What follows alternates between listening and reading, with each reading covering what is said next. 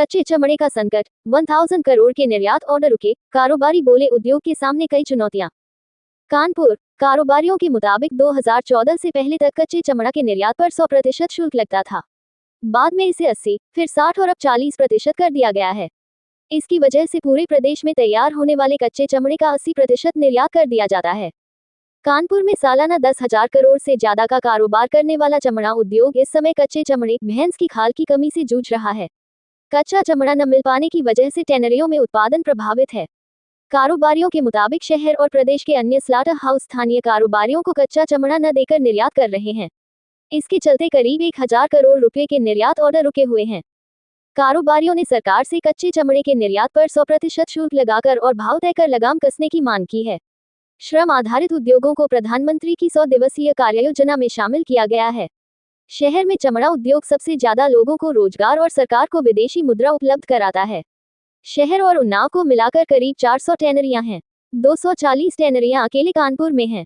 कारोबारियों के मुताबिक 2014 से पहले तक कच्चे चमड़ा के निर्यात पर 100% शुल्क लगता था।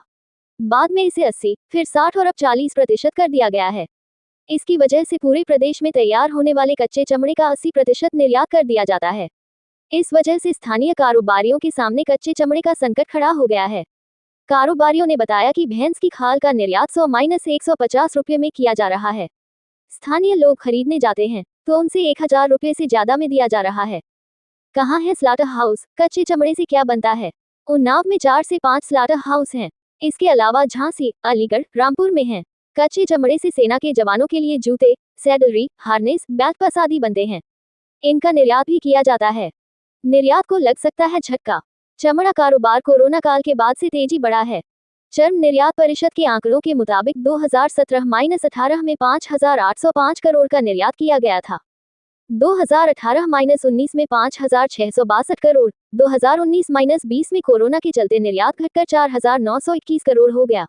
इसके बाद तेजी से सुधार हुआ। 2020-21 में 5301 करोड़ का निर्यात किया गया।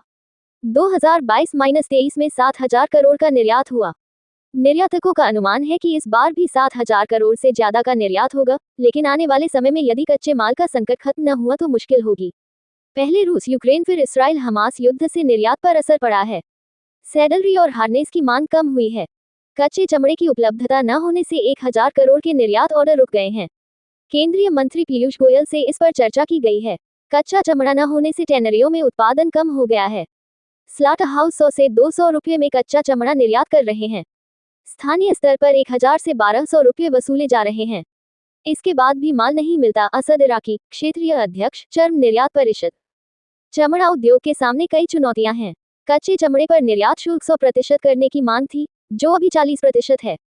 100% शुल्क होने से कच्चे चमड़े का निर्यात घटेगा। भैंस की खाल से ही सेना के जवानों के जूते, बैग, सैडलरी, हार्नेस बनाया जाता है। आने वाले समय में इनके निर्यात पर असर पड़ सकता है। जावेद इकबाल, पूर्व क्षेत्रीय अध्यक्ष, चर्म निर्यात परिषद। चमड़ा श्रम आधारित उद्योग है, जो नई समस्या का सामना कर रहा है। सरकार से मांग है कि प्रति किलो भार के अनुसार इसके दाम फिक्स कर दिए जाएं, ताकि कच्चे चमड़ा की उपलब्धता बढ़े। निर्यात बढ़ाने और चीन, बांग्लादेश के उत्पादों से टक्कर लेने के लिए सरकार मदद करे। यादवेंद्र सचान, सदस्य, चर्म निर्यात परिषद।